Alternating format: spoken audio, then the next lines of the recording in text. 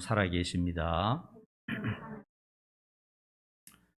오늘은 소중한 자유 이런 제목을 가지고 말씀을 나누도록 하겠습니다. 왜 이런 제목을 선택했느냐 하니까 이번 토요일이 6.25 전쟁이 일어난 지 72년이 되었습니다. 가끔 생각해 보면 우리가 누리고 있는 자유를 생각해 볼 때 참 얼마나 감사하고 얼마나 놀라운지 모릅니다. 그리고 요즘은 인터넷이 발달했어요. 6.25 전쟁 때 종군 기자들, 외국의 종군 기자들이 생명 걸고 찍었던 그 사진과 영상들이 인터넷에 확 나와서 옛날에는 상상도 못하는 일인데 그런 것들이 실제 전쟁을 했던, 그리고 시체들이 널브러져 있고 북한과 남한이 붙어서 전쟁하는 그 현장이 생생하게 인터넷에 뜨고 있어요. 그렇기 때문에 그때를 우리가 인터넷을 통해서 볼 수가 있습니다. 1950년 6월 25일이죠. 주일 새벽 4시입니다. 북한은 소련제 탱크 240대를 앞세우고 남침을 감행했습니다. 그들은 2년 이상 전쟁을 철저하게 준비를 했어요. 그러나 남한에서는 그냥 손을 놓고 있었어요. 설마 전쟁이 일어나겠나 하는 그런 안이한 태도로 무기나 군인 훈련이나 이런 것이 북에 비해서 완전히 열세였습니다. 북한은 소련제 탱크를 수백 대 준비했는데 우리나라에는 탱크가 하나도 없었어요. 그것만 봐도 알 수 있잖아요. 그리고 모든 전쟁 무기가 우리 남한에서는 아주 열세였습니다. 그러니까 북한 김일성은 반드시 한 달 만에 적화 통일할 수 있다, 이렇게 해서 밀고 내려온 거죠. 탱크를 앞세워서 밀고 내려온 겁니다. 그리고 마침 주일이라 전방군인 30%가 휴가를 갔어요. 이렇게 북한에 대해서 정보가 없는 것은 제가 생각할 때도 참 놀랄 일이에요. 전부 휴가 가버리고 농방기라서 또 농사 도와준다고 가버리고, 그러니까 새벽에 시작했는데 3일 만에 서울이 함락되었습니다. 파죽지세로 북한군이 밀고 내려왔죠. 대책이 전혀 없는 겁니다. 그냥 사람이 도망가고 그냥 다 죽는 거예요, 남한 사람이. 그리고 한 달 만에 경상도까지 밀려나게 되었고요. 경상도 군위에 가면 다부동이라는 곳이 있습니다. 다부동 전투가 가장 극심했어요. 극단적인 혈투가 있었습니다. 그 최후의 방어전선이라 해서 남한군도 최선을 다하고 북한도 이곳을 무너뜨려야 부산까지 진격해서 완전히 적화할 수 있다, 이렇게 해서 거기서 피말리는 전쟁으로 수많은 사람이 거기서 생명을 잃었습니다. 그 후로 이제 유엔군이 들어오고 중공군이 들어오고 이렇게 해서 오르내리락 하는 전쟁이 3년 동안 이 작은 땅덩어리에서 계속 있었어요. 여러분, 전쟁이 참화를 여러분 알잖아요. 러시아와 우크라이나 전쟁만 봐도 한 달 만에 얼마나 많은 것이 부서지는 걸 알잖아요. 3년 동안 오르고 내리고 하는 동안요, 남한, 북한 전부 다 파괴되었습니다. 여러분 알다시피 완전 전부 잿더미가 되어버렸어요. 그리고 전쟁 사망자를 제가 한번 보니까요, 국군이 13만 7천 명, 부상자가 45만 7천 명입니다. 그리고 민간인이 25만 명이고 북한은 64만 명이 죽었습니다. 그리고 미국군이 3만 4천 명이 죽고 유엔군이 3만 7천 명이 죽었습니다. 그리고 수십만 명의 고아, 전쟁 미망인이 생겨났고 1,000만 이산 가족이 발생하게 되었습니다. 모든 것이 비참합니다. 그 6.25 전쟁을 통해서 너무나 억울하고 너무나 슬프고 너무나 가슴을 치고 통탄할 일이 너무너무 많아요. 그 중에 제가 특별히 참 가슴 아프게 생각하는 것은요, 학도 호국단이라는 것이 있었어요. 군인이 숫자가 모자라니까 그때 당시에 중학생, 고등학생을 무조건 학도 혹은 호국단이라는 것으로 차출해서 이제 훈련도 없이 그냥 전방에 내보내서 다 죽게 했습니다. 워낙 사람이 없으니까요. 그 훈련한 거 보니까요, 14살에서 17살입니다. 14에서 17세인데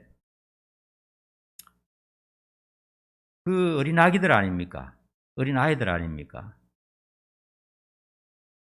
그 어린아이들이 개구장이 같은 애들 이제 훈련을 시키는데 무슨 훈련을 시켰냐? 훈련시킬 시간도 없고 조교도 없어요. 그러니까 짝대기 하나씩 주고서 이걸 총 쏘는 법을 가르친다. 이렇게 해서 팍 쏘면 된다. 이것만 가르쳐요. 그것만 가르쳐서 그 애들이 훈련 받는 거 보니까요, 위통 벗고 그 애들 조그만 애들이요, 위통 벗고 이렇게 해서 장난하듯 이렇게 훈련만 한다고 이렇게 하는 걸 볼 때 너무나 눈물이 나요. 그래서 그렇게 잠깐 뭐 총은 이렇게 쏘는 거야 하고 그렇게 가르쳐서 무조건 그냥 전방으로 내보내서 전부 총알바지 만들어가지고 그런 애들을 군번 없는 군인이라 그렇게 말합니다. 10만 명이 그 아이들이 죽었다는 것입니다.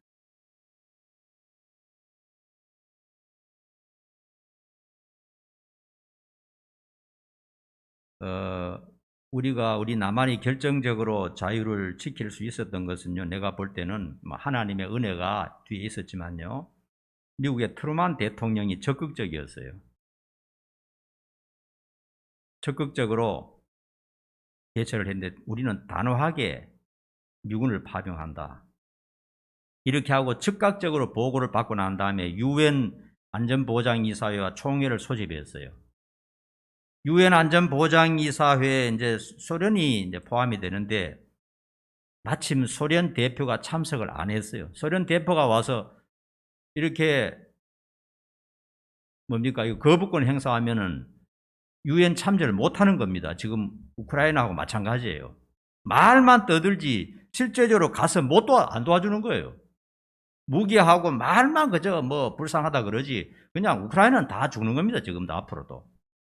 그런데 이 트루만 대통령이 단호하게 우리는 참전한다. 자유를 위해서 우리는 싸워야 된다.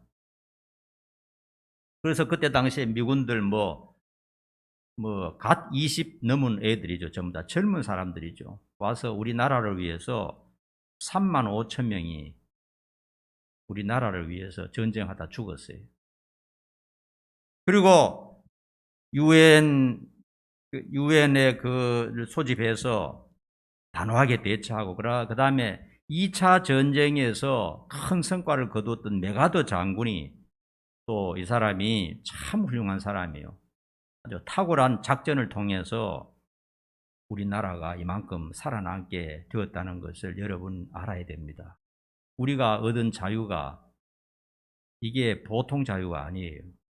곱씹어 봐야 되는 것입니다. 왜 이토록 피를 흘리고 생명을 바쳐서 전쟁터로 뛰어들었습니까? 자유와 평화를 지키기 위해서 그런 것입니다. 그들의 피와 죽음 위에 오늘날 우리는 말할 수 없는 자유와 풍요와 행복을 누리고 있다는 사실을 꼭 기억해야 됩니다. 우리가 잘나고 운이 좋아서 그런 게 아닙니다. 불과 70년 전입니다. 얼마 안 됐어요.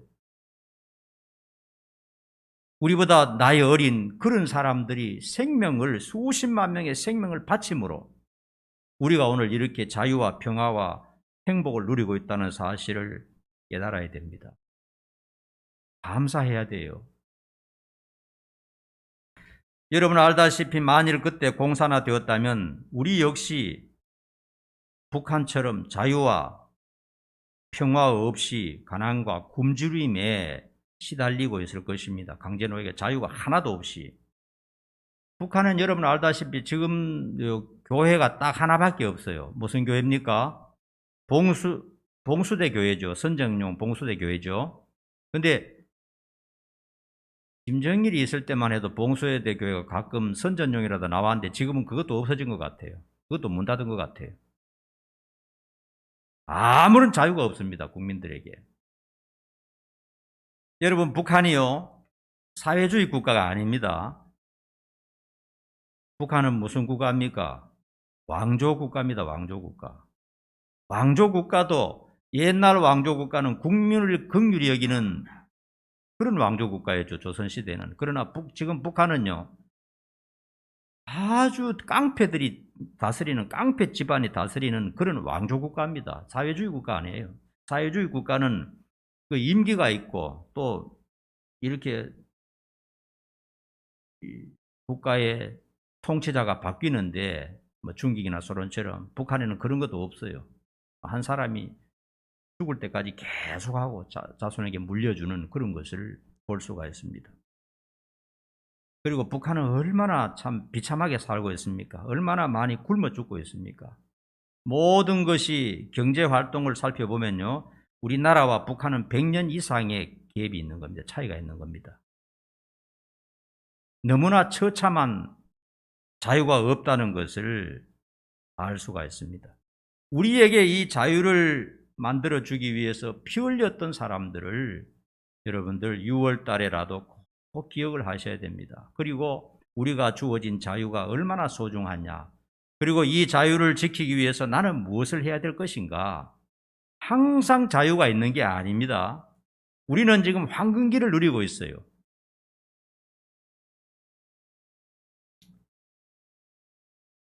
우리 구원도 마찬가지입니다. 우리 예수님께서 피를 흘려 주시지 않았다면 우리 한 사람도 살아남지 못하고 처참하게 죄 가운데 살다가 전부 지옥으로 갈 수밖에 없는데 우리 주님께서 피를 흘려 주시고 저주받으시고 십자가에 달려 돌아가심으로 말미암아 우리가 구원받게 되었다는 사실입니다. 우리에게 진정한 자유를 주신 것이죠.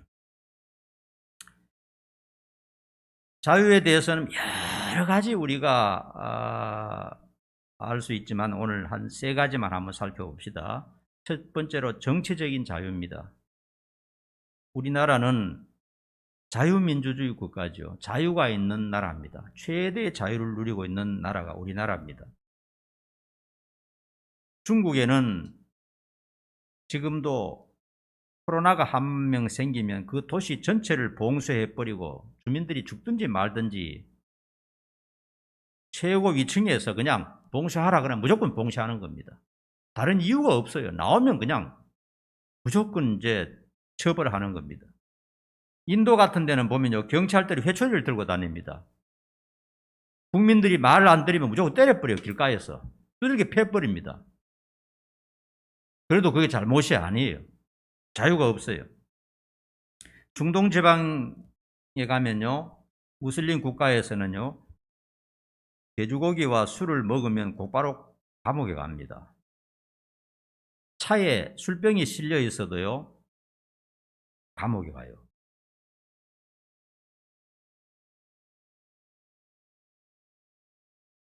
북한에는 김정은 가족을 말하거나 욕하면 쥐도 새도 모르게 그날로 총살을 당하게 됩니다. 미국의 오토 원비어라는 청년은 북한에 여행 갔다가 그 호텔 옆에 있는 벽돌을 하나 뜯었다 그래요. 벽돌 하나 뜯었는데 그것으로 말미암아 얼마나 두들겨 패고 감금하고 고문해서 결국은 죽게 만들었잖아요. 금강산 여행 때 남한의 여성이 좀 저쪽에도 좀 한번 보고 싶다 해서 그쪽으로 갔는데 총을 쏴서 그냥 죽여버렸죠. 북한에는 그런 곳입니다.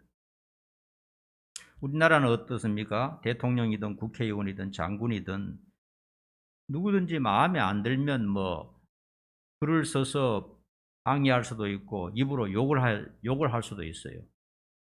다 똑같다 이거죠. 자유가 있습니다.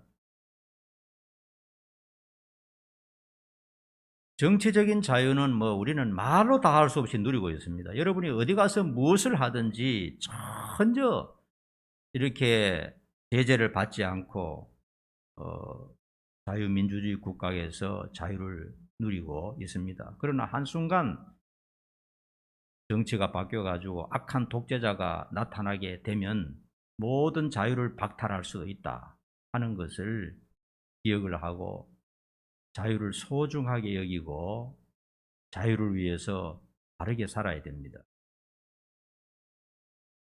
우리가 분명히 알아야 될 것은요, 우리가 누리고 있는 자유를 소중하게 여겨야 되는 것입니다. 만약에 남에게 해를 끼치고 방종하고 악하게 하면은요, 우리가 누리고 있는 자유를 박탈당할 수가 있어요. 박탈당할 수가 있는 것입니다.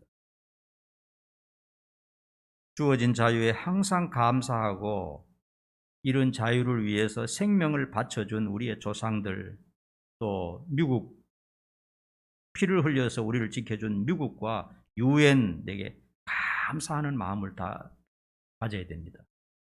딱한 사람들은 미국이나 유엔에 대해서 굉장히 안 좋게 발언하고 하는데 그거 다 몰라서 그래요. 그들이 아니었으면 어떻게 그들이 공부하고 이렇게 먹고 살고 자유를 누릴 수 있겠습니까? 우리에게 베풀어 준 그 은혜를 우리는 잊지 말아야 되는 것입니다. 우리가 이런 자유를 누리는 것을 잊지 말아야 되는 것입니다. 무엇보다도 이 모든 자유와 평화와 풍요를 주신 하나님, 배후에 계신 하나님께 감사하며 기도할 수 있어야 되겠습니다. 그 다음에 두 번째로는 신앙의 자유입니다. 종교의 자유가 우리나라만큼 완전한 나라가 세계적으로 그렇게 많지를 않습니다.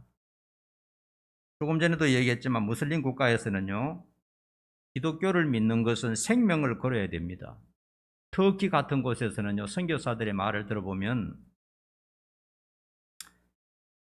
기독교를 받아들였다는 이유로 그 형제들이, 사촌이나 형제들이 와서 그를 죽이는 일이 지금도 비일비재합니다. 살해해버립니다. 살해한다고 해서 그 나라의 법은 무슬림 법이기 때문에, 코란에 따르기 때문에 사람을 죽여도, 다른 종교를 가진 형제를 죽여도 처벌받지 않아요.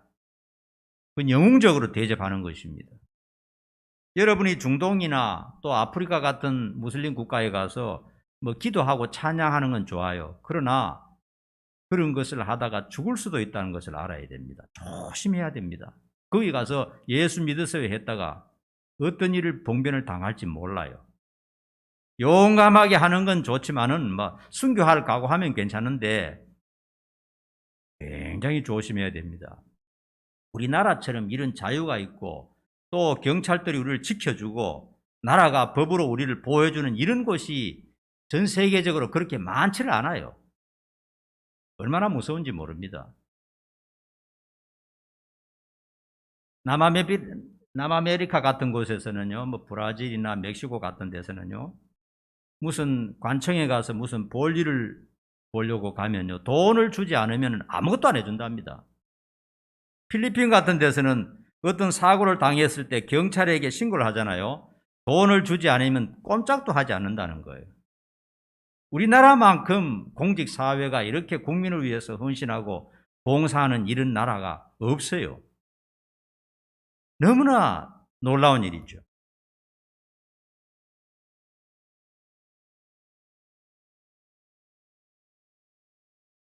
우리나라는요, 기독교, 천주교, 무슬림, 불교, 유교 등등 다양한 종교가 있지만요, 종교로 인한 분란이나 싸움이나 살인, 전쟁은 아직 없습니다. 그렇죠?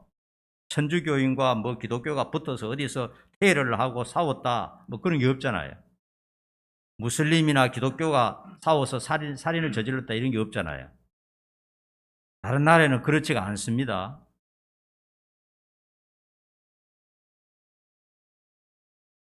그렇기 때문에 우리가 자유롭고 평안하게 교회에 나올 수 있고 신앙생활할 수 있는 것에 대해서 감사해야 됩니다. 또한 우리가 다른 종교에 대해서도 예의를 지켜야 돼요. 지난번에 청와대가 개방이 되어서 사람들이 들어갔는데 기독교를 가진 어떤 여성이 그 신라 시대 때 부처가 청와대에 있는 것을 보고 청와대에 이런 것이 있으니까 나라가 안 되지 하고 막 거기서 행패를 부렸다는 겁니다. 화가 나서 그냥 난동을 부렸다는 겁니다. 그러나 그건 정의가 아닙니다. 그러면 안 돼요. 그냥 자기 혼자 신앙을 유지해야지 그런 식으로 다른 종교에 대해서 행패를 부리면요, 다른 종교에도 우리 교회에 대해서 행패를 부릴 수 있다는 사실을 알아야 돼요. 마리아 상 앞에 가서 이거 우상 숭배인데 왜 여기서 자꾸 제사하네 하면서 뭐 마리아 상을 보고 욕을 한다든지, 속으로 욕하는 건 괜찮아요. 근데 성당에 앞에 가서 그냥 거기서 욕을 한다든지, 아니면 절에 가서 부처의 뺨을 때린다든지, 이거는 신도 아니고 아무것도 아니야 하면서 뺨을 때린다든지, 또 점집에 가서 깃발을 또 꺾어버린다든지, 이렇게 하지 말라는 거예요. 다른 종교에 대해서 그렇게 행패를 부린다거나 방종하는 것은 기독교인으로서 정상적이 아닌 것입니다. 그렇게 해서 그게 바뀌지 않고, 이럴수록 우리는 내 신앙을 잘 지키고 우리 가정의 신앙을 잘 지켜야 되겠다. 저렇게 우상숭배와 죽음의 종교를 가진 사람도 있구나. 내가 이렇게 진실한 종교, 참된 종교를 가졌으니까 참 얼마나 감사하냐. 그렇게 비교해 가면서 내 자신의 신앙을 더 잘하고 기도하고 이렇게 해야지, 그걸 어떤 물리적으로 막 위해를 가하고 하는 것은 방종하는 것이기 때문에 절대로 그래서는 안 되는 것입니다. 또 전도할 때도 남에게 피해를 주거나 눈살을 찌푸리는 방법은 제고해야 됩니다. 우리에게 주어진 무한한 종교의 자유, 무한한 신앙의 자유를 감사하면서 열심히 신앙생활 하시기 바랍니다. 언제 신앙생활이 빼앗겨가지고 참 그때가 좋았다, 그때 열심히 해야 될 건데, 그렇게 말하지 말고 주어진 자유 속에서 더 하나님을 잘 섬기고 신앙생활 잘하는 여러분 되시기를 축원합니다. 그 다음 세 번째로는 저주로부터 자유입니다. 누가복음 4장 8절 한번 읽어보십시다. 누가복음 4장 8절 다 같이 시작. 주의 성령이 내게 임하셨으니 이는 가난한 자에게 복음을 전하게 하시려고 내게 기름을 부으시고 나를 보내사 포로된 자에게 자유를, 눈먼 자에게 다시 보게 함을 전파하며 눌린 자유를 자유롭게 하고, 이렇게 자유에 대해서 많이 말씀하고 있습니다. 하나님의 복음은 눌린 인간으로 하여금 자유를 준다 하는 말씀입니다. 우리가 예수님을 믿을 때 모든 저주의 족쇄로부터 자유를 얻게 되는 것입니다. 이게 오늘 가장 핵심 포인트입니다. 핵심 말씀입니다. 우리나라 사람들은 자유주의 민주국가에서 정치적인 자유, 경제적인 자유, 직장의 자유, 종교의 자유를 다 누리고 있지만 이 정신적으로 아직 부자유한 사람이 많습니다. 정신적으로, 영적으로 부자유한 사람이 많아요. 인간은 죄로부터 결코 자유롭지 못합니다. 태어나서 한평생 죄를 짓다가 죄 가운데서 죽게 되고 지옥에 가는 것입니다. 그러므로 죄인은 양심의 자유가 없어요. 양심적으로 편하지가 않습니다. 또 죽음은 누구에게나 시시각각으로 다가오는 공포 그 자체입니다. 죽음 생각하면 소름이 끼치지만은 피할 수도 없고 어찌할 수도 없고 돌이킬 수도 없고 언제 갑자기 다칠지도 모르는데, 그 죽음이라는 것 때문에 인간은 절대로 자유를 누리지 못합니다. 좀 좋은 것 같아도 죽음 생각하면 마음속에 벌벌 떨게 되는 것입니다. 그래서 죽음의 공포로부터 예수 믿는 사람은 자유를 얻게 되는 겁니다. 왜냐하면 죽음에서 다시 살아날 수 있도록 조치를 취해 주셨기 때문에 그런 것입니다. 그래서 모든 사람은 불안에 떨고 있습니다. 그리고 지옥은 모든 사람의 마음속에 알게 모르게 자리 잡고 있는 두려움입니다. 예수를 믿지 않은 사람도 내가 이렇게 살다가는 아마 죽은 다음에 지옥에 갈 거야. 자기도 모르는 사이에 어떤 잠재의식 속에서 그 말이 튀어나와요. 내가 이렇게 살다가 아마 좋은 곳에 못 갈 거야 하는 그런 말을 하게 돼요. 그건 인간의 잠재의식 속에서 벌써 그걸 깨닫고 있다는 것입니다. 그러므로 사람들은 죄를 지으면서도 이 세상에서도 이기적으로 살면서도 분명히 내가 죽은 다음에 여기에 대한 벌을 받게 될 거야 하는 그런 공포 속에 살고 있어요. 그러니까 그 무거운 짐에 눌려 있으니까 진정으로 인간에게는 자유함이 없는 것입니다. 무거운 공포 속에 눌려 있다는 것입니다. 그런데 우리가 예수를 믿고 영접할 때 그런 인간의 고질적인 모든 저주로부터 자유롭게 된다는 것을 말씀하고 있습니다. 오늘 본문이 우리가 읽은 말씀 가운데서 자유에 대해서 여러 번 나왔는데 바로 우리로 하여금 억눌린 곳에서 자유롭게 하기 위해서 예수님께서 오셨다는 것입니다.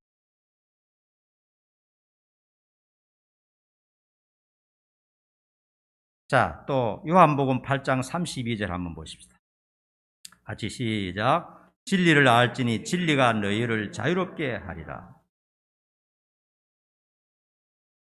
예수님께서는 또 이렇게 말씀하셔서 내가 곧 길이요 진리요 생명이니 나로 말미암지 않고는 아버지께로 올 자가 없다. 구원받을 자가 없다고 말씀하셨죠. 예수님을 믿는 것이 곧 길이요 진리요 생명인 것입니다. 예수님을 알지 못하는 사람은 자유가 없어요. 예수를 알아야, 예수를 믿어야 비로소 평안이 찾아오고 자유를 얻게 되는 것입니다. 그래서 예수님은 우리에게 자유를, 참 자유를 주시기 위해서 이 세상에 오셔서 십자가를 지신 것입니다. 우리가 이 자유를 누리고 행복하게 살기를 바란다면 올바른 신앙생활을 해야 돼요. 올바른 신앙생활을 하지 않고 바르게 살지 않으면 인생이 아무것도 아닙니다. 정말 인생이 아무것도 아니라는 것. 금방 날아가 버리고 그 날아가는 인생이 고생과 슬픔밖에 없다는 것 모세도 분명히 얘기를 했고 성경 여러 곳에서 하나님 없는 인생이 허무한 것을 분명히 말하고 있습니다. 뭐라고 말합니까? 인생은 풀과 같다. 그 영광은 풀의 꽃과 같다. 풀은 마르고 꽃은 시든다. 하나님 믿는 것만이 인간에게 유일한 돌파구고 해결책이다 하는 것을 성경에서 거듭거듭 말하고 있는 것입니다. 무한한 신앙의 자유를 주셨기 때문에 우리는 그 신앙생활을 더 잘해야 되겠어요. 이 핑계 저 핑계로 신앙생활 제대로 하지 않으면 그게 바로 방종인데 자유를 누리지 못하는 것입니다.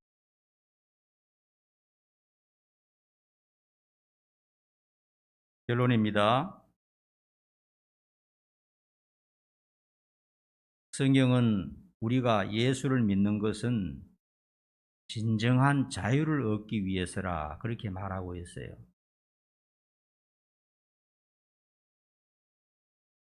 여러분, 이 세상의 정치적인 속박이나 또 어떤 경제적인 가난이나 육체적인 질병에 시달리는 것, 이런 것도 다 자유가 없는 거죠. 그러나 그런 것은 몇십 년 지나면 다 끝나요. 힘들지만 몇십 년 지나면 다 없어집니다. 그러나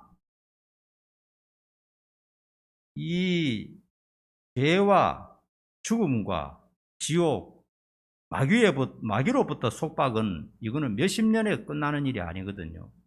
예수를 믿지 않으면 영원히 수백 년, 수천 년 끝없이 지속된다는 것입니다. 이것이야말로 여기로부터 해방되는 것이야말로 진정한 자유라는 것을 말씀하시고 성경은 예수님이 이 세상에 오셨고 예수 믿는 것은 바로 그런 완전한 자유를 얻기 위해서 그런 것이다 말씀하셨습니다. 기독교는 자유를 보장하고 속박에서 해방시켜주는 종교입니다. 우리가 분명히 명심할 것은 자유가 있다고 해서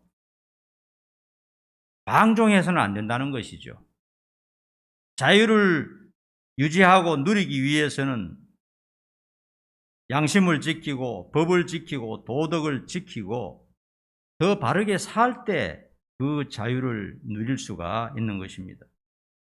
우리에게 주어진 영적인 자유에 늘 감사하며 올바른 신앙을 발전시키도록 해야 될 것입니다. 여러분, 우리에게 자유가 주어지면요, 신앙생활을 태만하게 하면요, 이 세상에 살면서도 자유를 못 누립니다. 늘 걱정, 근심, 불안, 초조, 두려움에 쌓일 수밖에 없어요. 신앙생활을 바로 하지 않으면 그런 어려움을 당할 수가 있는 것입니다. 또한 우리에게 주어진 정치적인, 경제적인, 종교적 자유를 소중하게 여기며 감사해야 됩니다. 지금도 인류의 3분의 1은 배가 굶주린 채로 잠자리에 든다는 겁니다. 여러분, 배고픈 채로 잠자리에 드는 거 얼마나 슬픈 일인지 압니까? 하루 종일 한 끼도 먹지 못하고 지내는 사람도 굉장히 많고요. 이 경제적인 자유 아닙니까? 이 모든 풍요와 자유 감사해야 됩니다. 우리에게 자유를 만들어준 모든 사람들의 피 흘림과 죽음에 대해서도 감사해야 되고, 우리에게 정신적인 또 종교적인 영원한 자유를 주신 하나님께 대해서도 늘 감사하면서 바르게 살아야 되는 것입니다. 그리고 우리가 누리고 있는 자유를 영원히 누리기 위해서 또 기도해야 됩니다. 우리 가정에, 내 경제에, 내 직장에, 내 신앙에, 내 인생에 가지 자유를 주옵소서. 속박당하지 않고 고통당하지 않도록 위해서 늘 기도해야 됩니다. 그리고 여러분, 이 나라와 민족을 위해서도 기도해야 됩니다. 나라가 어려움에 빠지든지 정치인들이 잘못 삐끄덕하든지 하면요, 우리나라도 금방 모든 자유로부터 벗어날 수 있다는 사실을 알고 나라와 민족을 위해서 늘 기도하셔야 됩니다. 성경 본문 한 번 더 읽고 마치도록 합시다.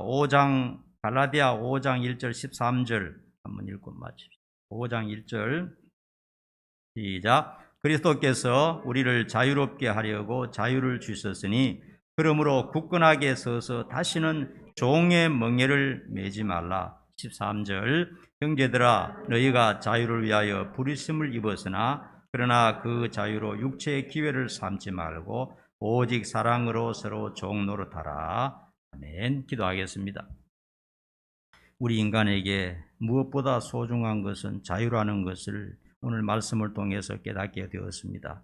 아버지 하나님, 우리에게 주어진 정치적인 자유, 또 종교의 자유, 경제적인 자유, 인간 간의 자유, 또 저주로부터 자유 주신 건 너무나 감사합니다. 이 주신 자유에 감사하면서 또한 이 자유를 영원히 누리기 위해서 기도하면서 사는 저희들 되도록 인도해 주옵소서. 예수님의 이름으로 기도하옵나이다. 아멘.